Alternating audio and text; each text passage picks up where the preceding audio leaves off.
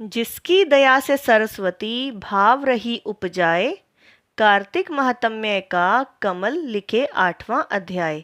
राधे कृष्णा। प्रिय भक्तगणों, धर्म ज्ञान चैनल पर आपका स्वागत है। आज इस वीडियो में हम कार्तिक महात्म्य का 8वां अध्याय श्रवण करेंगे।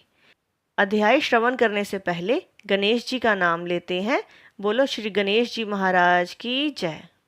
नारद जी बोले, अब मैं कार्तिक व्रत के उद्यापन का वर्णन करता हूँ, जो सब पापों का नाश करने वाला है। व्रत का पालन करने वाला मनुष्य कार्तिक शुक्ल चतुर्दशी को व्रत की पूर्ति और भगवान विष्णु की प्रीति के लिए उद्यापन करे। तुलसी के ऊपर एक सुंदर मंडप बनवावे, उसे केले के खंभों से संयुक्त करके नाना प्रकार की धातुओं से उसकी विचित्र शोभा बढ़ावे। मंडप के चारों ओर दीपकों की श्रेणी सुंदर ढंग से सजाकर रखे। उस मंडप में सुंदर बंधनवारों से सुशोभित 4 दरवाजे बनावे और उन्हें फूलों से तथा चंवर से सुसज्जित करे। द्वारों पर पृथक पृथक मिट्टी के द्वारपाल बनाकर उनकी पूजा करे। उनके नाम इस प्रकार हैं: जय, विजय, चंड, प्रचंड, नंद, सुनंद, कुमुद और कुमुदाक्ष। उन्हें चारों दरवाजों पर 2-2 के क्रम से स्थापित कर भक्ति पूर्वक पूजन करे।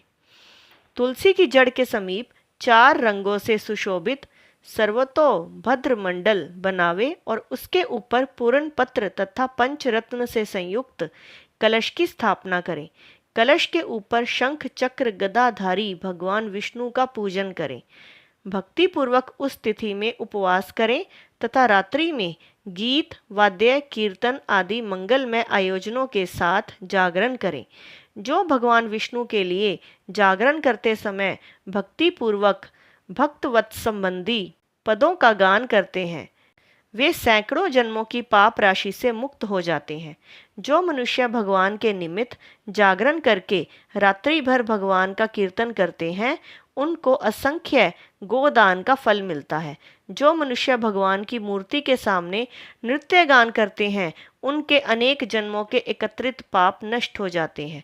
जो भगवान के सम्मुख बैठकर कीर्तन करते हैं और बंसरी आदि बजाकर भगवत भक्तों को प्रसन्न करते हैं तथा भक्ति से रात्रि भर जागरण करते हैं, उन्हें करोड़ों तीर्थ करने का फल मिलता है। उसके बाद पूर्णमासी में एक सप्तनीक ब्राह्मण को निमंत्रित करें। प्रातःकाल स्नान और देव पूजन करके वेदी पर अग्नि की स्थापना करें और भगवान की प्रीति के लिए तिल और खीर की आहुति दें।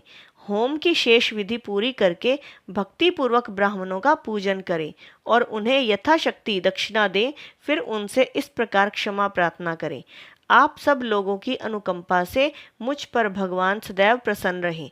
इस व्रत को करने से मेरे 7 जन्मों के किए हुए पाप नष्ट हो जाएं और मेरी संतान चिरंजीवी हो। इस पूजा के द्वारा मेरी सभी मनोकामनाएं पूर्ण हो। मेरी मृत्यु के पश्चात मुझे अतिशय दुर्लभ विष्णु लोक की प्राप्ति हो।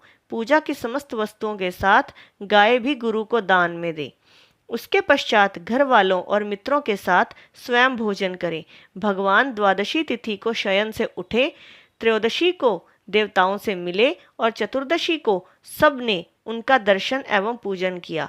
इसलिए उस तिथि में भगवान की पूजा करनी चाहिए। गुरु की आज्ञा से भगवान विष्णु की स्वर्णमयी प्रतिमा का पूजन करें। इस पूर्णिमा को पुष्कर तीर्थ की यात्रा श्रेष्ठ मानी गई है। कार्तिक माह में इस विधि का पालन करना चाहिए।